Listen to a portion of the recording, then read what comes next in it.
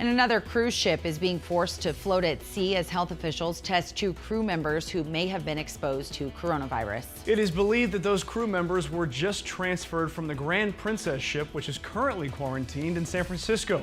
There are 20 confirmed cases on that ship. Officials would not say why those crew members were transferred, but confirmed the 2 crew members are currently being tested. Now, passengers on the Regal Princess ship in South Florida are forced to wait for results before they can disembark.